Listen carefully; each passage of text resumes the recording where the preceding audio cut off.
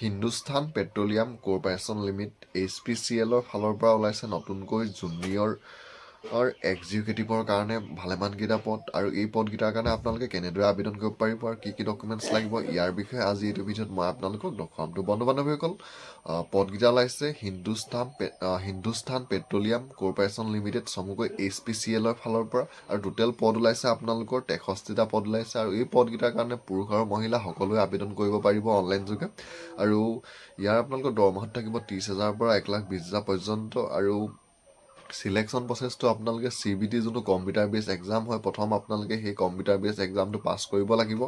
তাৰপিছতহে আপোনালোকৰ ইয়াৰ যোনটো সিলেকশ্যন হয় সিলেকশ্যনটো হ'ব আৰু ইয়াৰ অনলাইন আবেদন আপোনালোকৰ বৰ্তমান আৰম্ভ হৈ গৈছে 26 মাৰ্চ 2025ৰ পৰা ইয়াৰ অনলাইন আবেদন আৰম্ভ হৈ গৈছে আৰু লাষ্ট ডেটটো হৈছে আপোনালোকৰ 30 এপ্ৰিল 2025। তো 26 মাৰ্চৰ পৰা আপোনালোকে 30 এপ্ৰিললৈকে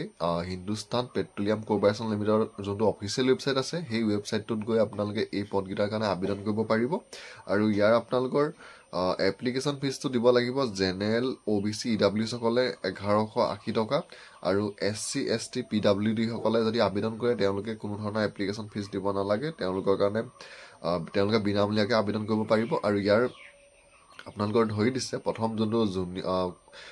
ডিপাৰ্টমেণ্টকেইটা জুনিয়ৰ এক্সিকিউটিভ মেকানিকেলৰ কাৰণে ওলাইছে 11টা পদ আৰু জুনিয়ৰ এক্সিকিউটিভ ইলেক্ট্ৰিকেলৰ কাৰণে ওলাইছে 17টা পদ। তাৰপিছত আহিলে জুনিয়ৰ এক্সিকিউটিভ ইনষ্ট্ৰুমেণ্টেশ্যনৰ কাৰণে ওলাইছে 6টা পদ। তাৰপিছত আহিলে জুনিয়ৰ এক্সিকিউটিভ কেমিকেলৰ কাৰণে ওলাইছে 1টা পদ। তাৰপৰা জুনিয়ৰ এক্সিকিউটিভ ফায়াৰ এণ্ড ছেফটিৰ কাৰণে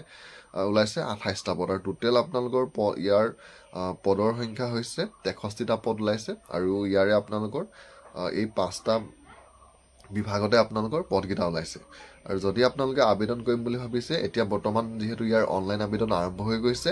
HPCLৰ যোনটো অফিচিয়েল ৱেবছাইট আছে আপোনালোকে সেই ৱেবছাইটটোত গৈ আপোনালোকে এই পদকেইটাৰ কাৰণে অনলাইন যোগে আবেদন কৰিব পাৰিব।